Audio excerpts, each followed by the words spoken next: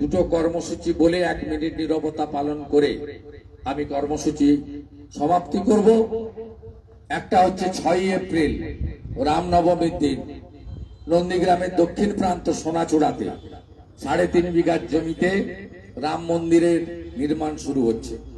সকাল 10টার সময় মহিলারা শঙ্করধ্বনি কলস নিয়ে হাজারে হাজারে আসবেন। বৈষ্ণব সমাজ মৃদঙ্গ খঞ্জনি নিয়ে আসবেন, অন্যরাও আসবেন। রাম সকলেরই আরাধ্য দেব। সেখানে আমরা অযোধ্যার রাম মন্দিরের আদলে একটি রাম মন্দির নির্মাণ করব। নাট মন্দির থাকবে, আবাস গৃহ থাকবে, অতিথি যারা বাইরে থেকে আসবেন দর্শনে সেখানে সুন্দর করে সজ্জিত করা হবে। একটি সেখানে আধ্যাত্মিক পরিবেশ তৈরি করা হবে। সেখানে নাম যজ্ঞ পাঠ ইত্যাদির ব্যবস্থা থাকবে, ভোগশালা থাকবে। সাথে সাথে জনসাধারণের জন্য একটি হোমিওপ্যাথিক, একটি আয়ুর্বেদিক ডিসপেন্সারি এবং ডাক্তাররাও বসবেন ছুটির দিন বাদ দিয়ে প্রত্যেক দিন।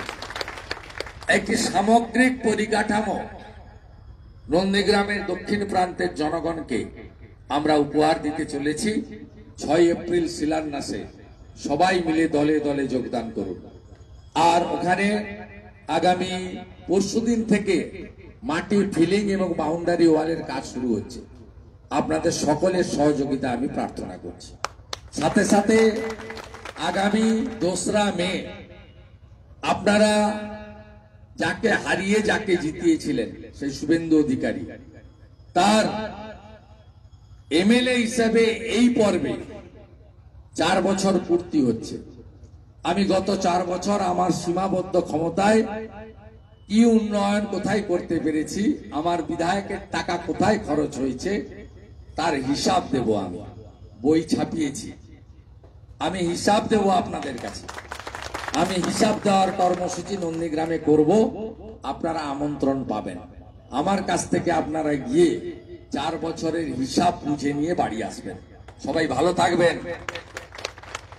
শহীদের রক্ত, শহীদের রক্ত, ভূমিচ্ছেদ প্রতিরোধ কমিটি জিন্দাবাদ।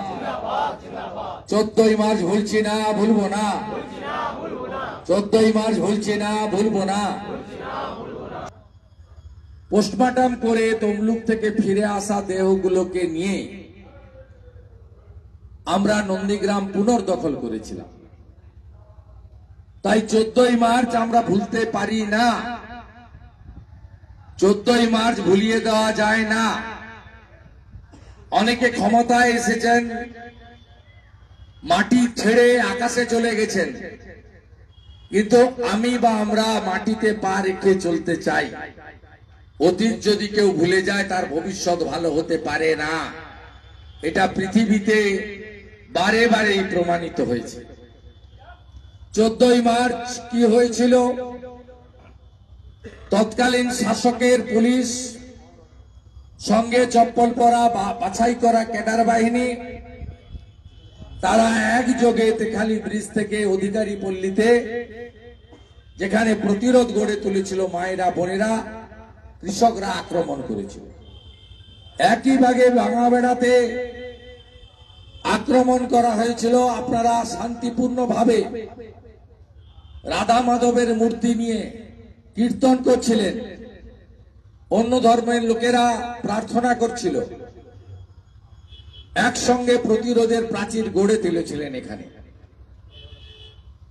যখন টিয়ার গ্যাসের কেমিক্যাল মিশানো সেল ফাটানো হয়, শয়ে শয়ে চোখ থেকে আপনাদের প্রচুর জল ফেলতে আরম্ভ করে, জল পড়তে আরম্ভ করে। আপনারা যখন পালিয়ে যাচ্ছেন, পিছন থেকে হয়েছে। পোস্টমর্টম রিপোর্টে যে শরীর থেকে বেরিয়েছিল, একটা সামনে থেকে নয়, পিছন থেকে একজন অজ্ঞাত পরিচয় আইডেন্টিফাই হয়নি। 13 জনের আইডেন্টিফাইড হয়েছিল। তারা কারা? তারা হলেন সুপ্রিয়া জানা, বাসন্তী কর, রতন দাস, গোবিন্দ দাস, জয়দেব দাস, পঞ্চানন দাস, প্রলয়গিরি, রাখালগিরি, উত্তম পাল, সুব্রত সামন্ত, ইন্দাদুল, ইমাদুল, তাদের চিহ্নিত করা গেছিল। পরবর্তীকালে শহীদের তালিকা আরো লম্বা হয়েছে।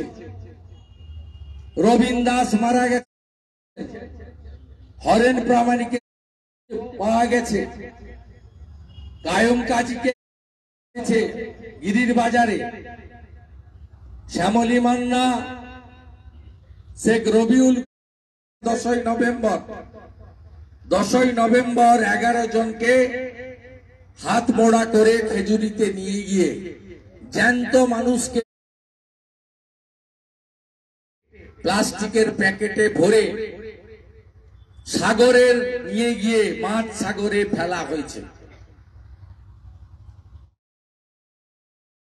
এখনো পর্যন্ত কেউ খুঁজে দিতে পারেনি, হয়তো তিমি বা হাঙরের পেটে চলে গেছে। সেই 11 জন, তার মধ্যে অবসরপ্রাপ্ত সামরিক কর্মী আদিত্য বেরা, সত্যেন গোল, বাবু দাস, লক্ষ্মীকান্ত প্রামাণিক, অসংখ্য রোগ রয়েছে। তেখালি বাজারে পার্বতী মিত্র 75 ঊর্ধ্ব মহিলাকে বাজার করতে এসেছিলেন জননী ইটভাটা থেকে। আমি একটু বলে ফেললাম, তার কারণ হলো আমার যুবকরা আজকে যাদের 25 বছর বয়স, তাদের সেদিন অতটা স্পষ্ট অভিজ্ঞতা ছিল না। আজকের যারা যুবক, তরতাজা যুবক, তারা যে বাড়িতে বসবাস করছেন, পরিবার নিয়ে, বাবা মাকে নিয়ে বিবাহিত জীবন যাপন করছেন, যারা আমন তুলছেন, পানের বরজ করছেন, ফিশারি করছেন, তাদের অন্তত শহীদ পরিবারকে মনে রাখা উচিত।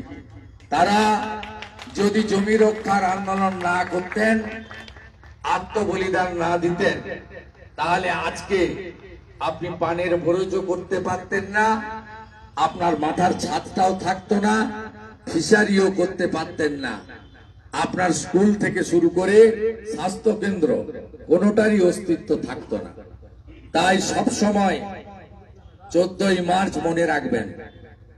শহীদ মিনার বানিয়ে দিয়েছি আমরা, 132 ফুট উঁচু সুউচ্চ শহীদ মিনার। এখানে মাল্যদান করবেন নিজের মতো করে এসে।